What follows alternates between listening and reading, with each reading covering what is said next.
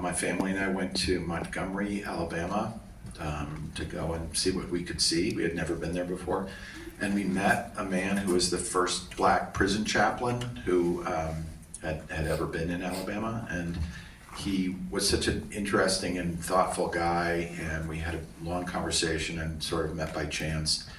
And I had made other films about criminal justice, and I was kind of curious about the prison system in Alabama, and here was a person that went in and out of that system all the time. And he told us a little bit about what he did. He went into the prisons and did revival meetings and barbecues and brought God into the prisons and spent a lot of time with the men. And I said, oh, it would be amazing to learn more about that. And he said, well, why don't you come back down and you can come in and volunteer.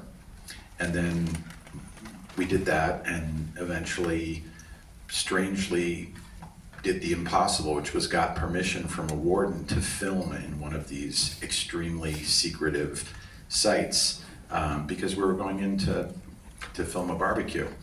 And that was kind of how we came to this experience that you're going to join us for. And it ended up leading to a 6-year investigation and journey. And throughout that process, we got to meet some remarkable men and their families who incarcerated in the Alabama prison system. And our first 3 screenings, some of them were here at Sundance. And it's been an incredible opportunity to share their stories with all of you, and thank you so much for being here. And we'll come back at the end and answer some questions or talk about the film. We hope you are ready. This is a very intense experience. It says that on the screen, but I'd like to say that verbally also. It will be a lot for you to take in, and we appreciate your coming, and we'll see you at the end. Hey, thank you for coming, and thank you for watching the film.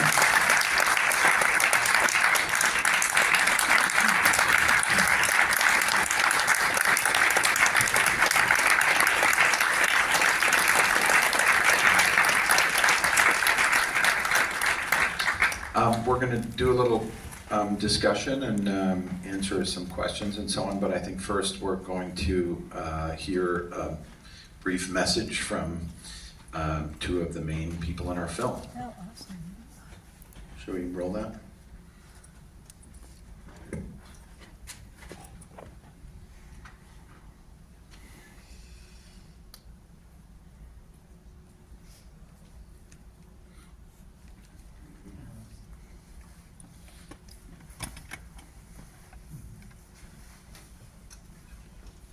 Thank you all for your time, for your attention, for watching this very important film. I know we're joined by some special guest people that are our family members who have been supporting us from day one, that have been the inspiration for us. I want to thank everybody that's here physically to watch this film, and those that, that they're spiritually, that those that you're going to take the message back to. There's been unimaginable roller coaster, ups and downs, good days, bad days, painful days, joyful days, and for us to be able to work with Andrew and Charlotte and other people who've been a part of this project to help us bring these experiences to life, to document them and record them, and to be able to put them in a format where we can share them with you all who are here interested in the subject matter. We're just grateful for the opportunity, and we're glad that you all are here joining us. Me and Bennu are, some of the most known or some of the most talked about freedom fighters in Alabama, but please understand that there are countless other brothers just like us throughout the system who work tirelessly behind the scenes. And I think that we've gone as far as we can in, depicting every aspect of what life is like in here. But this right here was as far as we could go with it. This is where we pass the baton to you. You should be demanding access to the inside of these prisons and the people who are being warehoused in your name.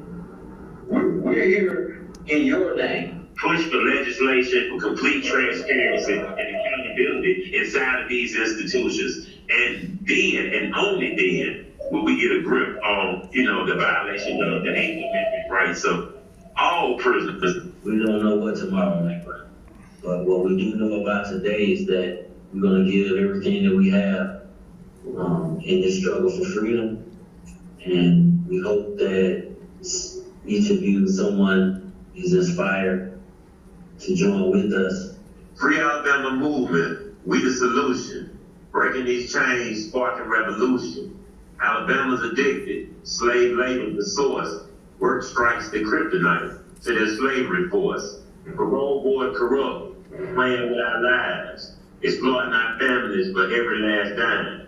But fam got the blueprint, the power of the plan. This is inside-outside solidarity, man.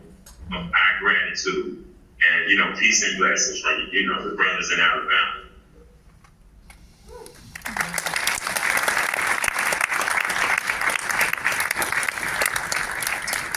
All right, we're going to have our director, Charlotte and Andrew, come back here now for our Q&A. What we have for our Q&A, the way it's going to run, we have 15 minutes. I'm going to run the mic around. My goal is to have you raise your hands high so I can bring the mic to you so that everyone can hear your questions, including our filmmakers. So, with that being said, we're going to get started. Looks like we got our first question over here. By the way, we should just mention that the very brilliant Paige Marcella, who is the editor of this film, is sitting here.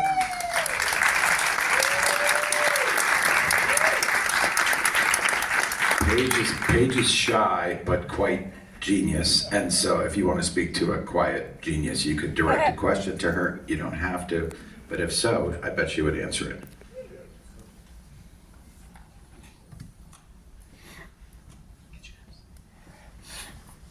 Thank you for that film. I was touched by it. I thought it was well done, and I admired the bravery of those inmates doing the cell phones. As we saw, there are consequences to their actions, resulting in some death. I'd like your comment on what I'm about to say. Are you worried that this film is going to be labeled as woke propaganda? The reason I say it, this country voted to elect a convicted felon, a convicted sexual assaulter, to be president of the United States, in part because he had anti-DEI platform. To me, DEI was about compassion. Clearly, compassion has to be at the forefront here. But I don't know if we're going to see that. The climate in this country is Americans are worried more about paying 50 cents less a gallon of gas than the right thing. I'd like to hear your comments. Yeah, that's a really good question. And obviously we're concerned about the climate and trying to make sure that the film has as much of an impact as possible. So I have two thoughts about that. Number one, even the people who see themselves as being like tough on crime or law and order, the people who we've shown the film to have universally said, that's not what I mean by tough on crime. So I think there's a general feeling, and I like to be optimistic about the American public, that they recognize that this is not something that ought to be happening in the United States. And I also think, reaching out to that sort of bipartisan group and really reaching out to people, even, people on the other side of the political equation from the current administration, but also people in the current administration do recognize that there needs to be some way to address this kind of horrible situation. And so, our hope is that we can inspire people on all sides of the political spectrum to recognize this problem and to make an effort to, make a change. I guess the only other thing would add is if, your empathy doesn't inspire you to worry about this issue, America spends $80 billion a year on our prisons. And so from a fiscally conservative perspective, once you see how ineffective they are and how against the proposed goal of incarceration they're working, you would think maybe conservatives would also be inspired to consider the need for reform and change. Thank you so much for a fine film and bringing it. It's been a number of films over the last couple of years that kind of cobble together this system where slavery still exists. So never let it be said that it doesn't. But my question is real simple. How did you get this footage? It seems like a lot of cell phone films cottage together, put together. And how long did it take you to get that footage? And could you talk a little bit about how you put that together?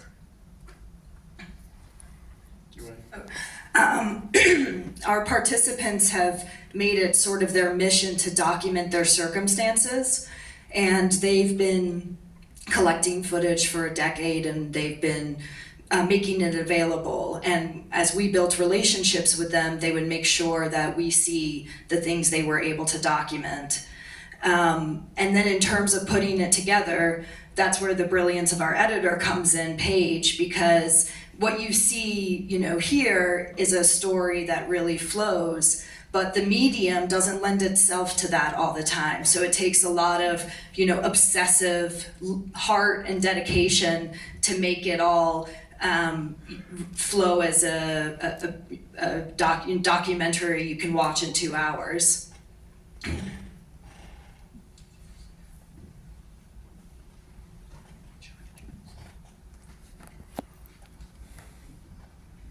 I just wanted to say thank you for your film. And in Utah, as you know, we have a brand new, beautiful prison. And we've witnessed things already. So it's not just Alabama, we have it here in Utah. This is worldwide, the abuses, and it's really pretty. It's really nice. Yeah, I mean, But the injustices are horrible that we've seen in person. one of the most notable things I think that we learned in making the film is just how secretive the prison system is. And I'm not even sure that there's a cadre of people getting together and saying, let's keep it secret. It's just so much more convenient to have it be secret, because every time a story comes out, somebody looks bad, or it implies that, perhaps money should be spent, or it makes people feel queasy or uncomfortable, or it makes it harder for politicians to get elected. So there are a lot of reasons why prisons have become secret, and even the Supreme Court has kind of enabled that by saying that, wardens can basically deny access to journalists. So we're hoping that the film pulls back the veil of secrecy, and that's something that, we see in almost every state. It's just the kind of thing that people drive by institutions like this. There's a little tiny sign on the side of the road that says XYZ Correctional Institution, and most of the time people don't notice it. And in Alabama, there are 14 facilities like that, and people drive by them all day long, and they really don't think, and in some ways probably prefer not to think about what that is, and what's being done in their name, what's being done. One of the participants said to us, it's the people versus the person whose case is being judged or whatever. It is the case that we're paying for this, and that in a way we're sort of tacitly endorsing it if we don't try to look more deeply into it. One of your gentlemen mentioned passing the baton to us, and I am just sitting here feeling totally helpless. And I'm wondering, for those of us who stumbled in and really don't know where to go or what to do, is there a website to stay informed? Is there ways to know when you need us to do something? Yeah, thank you for asking. If you go to thealabamasolution.com, this is kind of the beginning of the journey. Showing the film at Sundance is sort of the first chance you have to start to see how people respond to it, and the audience has been so receptive, and people really feel things deeply at this festival and in this kind of environment where we can all sit and watch a film like this together and see what it feels like. So if you just put your information on the website, there'll be more material coming to you, and you'll be able to follow the story, and there'll be things that you can engage with.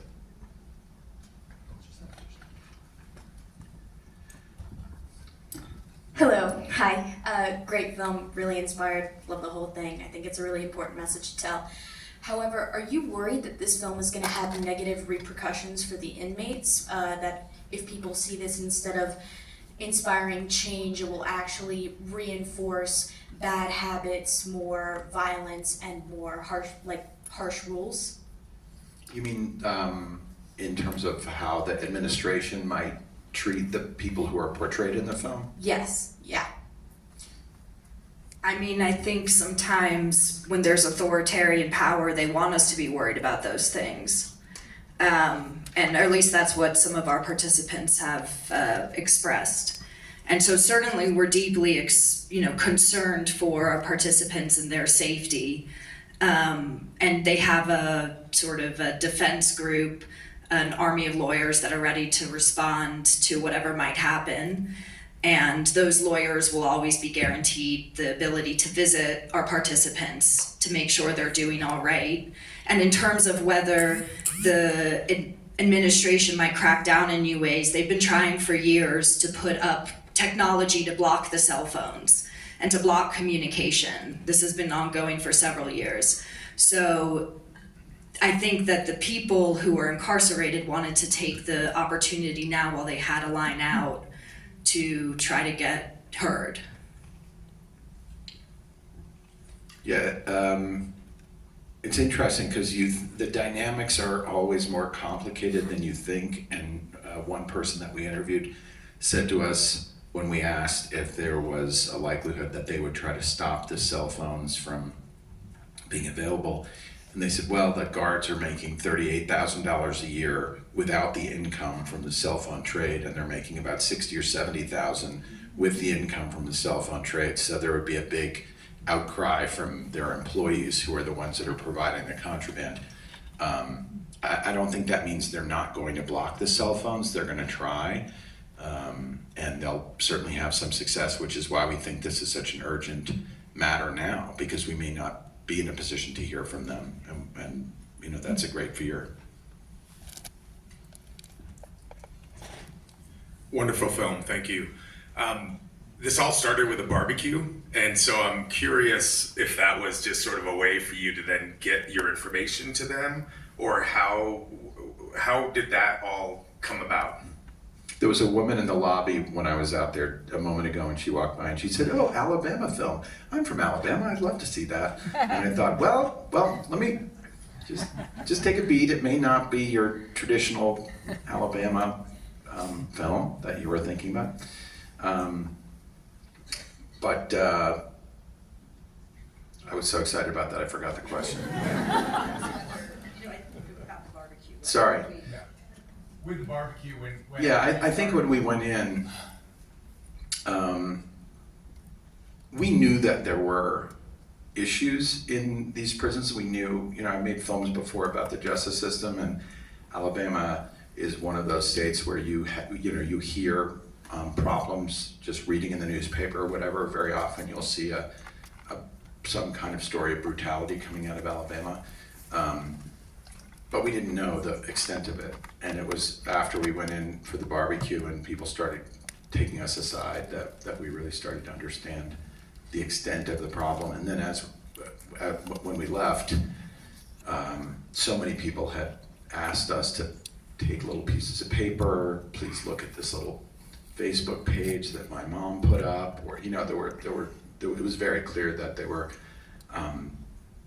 desperate to get the story out, and asked us if we would tell the story, and we didn't quite know what the story was, but over the next 6 years we learned and tried to document it.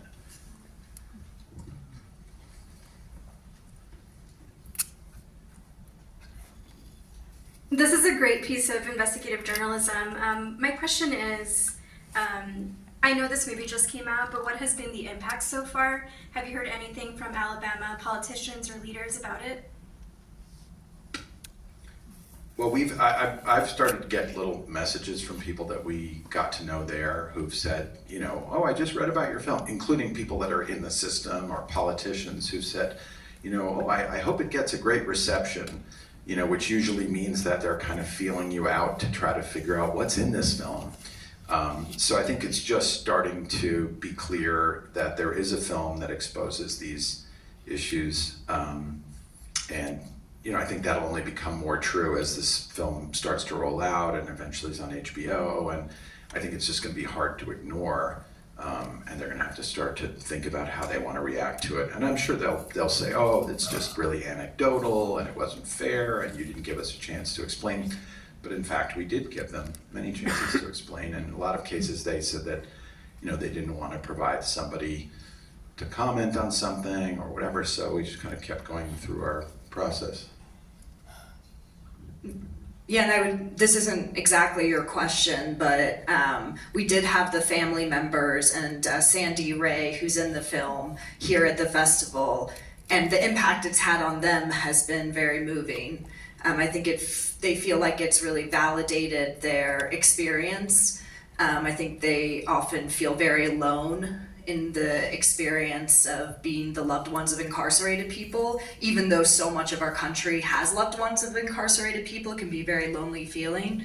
So it has had a very meaningful impact on them, and I know that they're feeling energized to keep fighting for their loved ones and for their freedom and whatnot. One thing I think people sometimes are looking for, next steps, or looking for where is there kind of a hopeful place that this can go. And I do think that the film and the work that the men have been doing for these years is starting to come to fruition in small ways. So, for example, sparked by the material in the film, there's been a lawsuit that was described at the end of the film, where the men are plaintiffs in the lawsuit and have described in a really quite brilliant way that this is essentially modern day slavery, especially the labor side of this. And this lawsuit has already started to have an impact. The parole rates have gone up a little bit. The administration's aware that, they're being watched in a way. And there's one other statistic that is kind of amazing and something that really shocked us as we were making the film, that has to do with this forced labor, that the people that you see in the film who are considered safe enough to work in the community are less likely statistically to be paroled than the people at the next highest classification level. So people that would be considered more dangerous. So in a way, the safer you are, the more likely and more valuable you are, the more likely you are to be kept in the system, which is kind of a big thing to get your head around. All right, we're gonna have time for one more question. I think there was one that was over here first, maybe still. Anybody else? Well, maybe we'll do two more questions. We'll get you and then get this guy over here. Hello, it was a fantastic film. I just wanted to know if there was any follow-up on the sort of mysterious circumstances of James Sale's death. It seemed like it was left a little open-ended there, or is he just another statistic at this point? Thanks. Unfortunately, as you saw in the film, the Alabama Department of Corrections made the decision to classify his death as natural. We've spoken to the medical examiner who explained how unusual it is to have a death be classified as undetermined, both the cause and manner. It's extremely unusual across the board, but especially in a person of that age. Usually it happens with infants. There is no statute of limitation to murder. So if some investigative agency wanted to continue to look into this, they could, but so far that has not happened. And we're left with a lot of questions as well. I mean, that points to the secrecy of the prisons and how hard it is to get information out. And also, as you could see in the film, the agency contains its own investigative department, and that investigative department is paid and overseen by the Commissioner of Corrections. There's no independence to it whatsoever. So more and more, it's clear that the investigative, that the I&I group is a part of this effort to, limit the amount of information that comes out about any of these issues. Did you want to ask a question?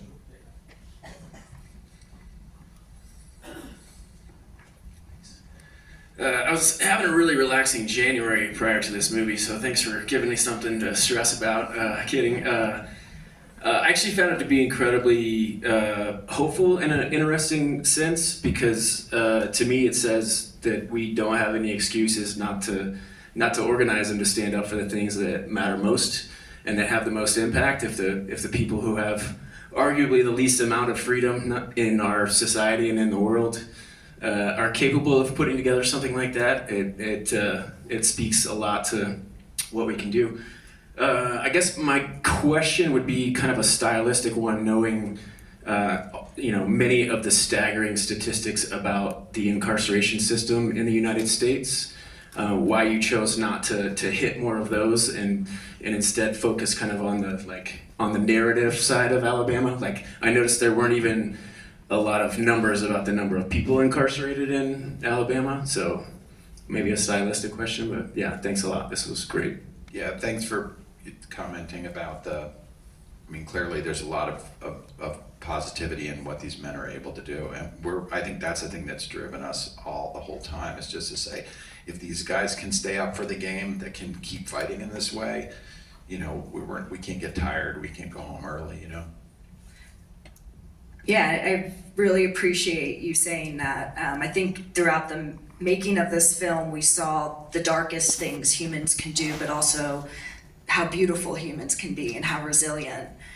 So I appreciate you acknowledging that. In terms of the question about this, including more statistics, one of the first times we spoke to Melvin Ray, we asked him, what are people getting wrong about the prison system? And he says, we're always reduced to a statistic. We're never presented as like a fully complex human. And so I think when we were putting our story together, we wanted to make sure that it was rooted in character and nuanced characters and investigation and things that would make you lean in. Because there are plenty of statistics out there already about mass incarceration, but I think numbers sometimes are too easy to look away from. So we wanted to make sure that we focused on something that made it impossible to look away. We do say in an early card, we say that there are 20,000 people who are in this system, and that's probably half of the incarcerated population, because there are jails in Alabama, and obviously close to 2 million people incarcerated across the country. And I'll just add one more thing. If you do want to get some of the statistics, the Department of Justice, their report on the Alabama prison system, as well as their lawsuit, is filled with very shocking statistics that validate the things you see in this film. Sorry, last thing is, if you go to the alabamasolution.com, and there's a comment section, and if you just ask, we can send you the DOJ, the 2 findings letters, which are absolutely amazing to read. It's shocking. And also the lawsuit, this 80-page lawsuit, is extremely readable. It really tells a story of, it's in a way, it's like a companion to the experience of watching the film. All right, please give our filmmakers a big round of applause.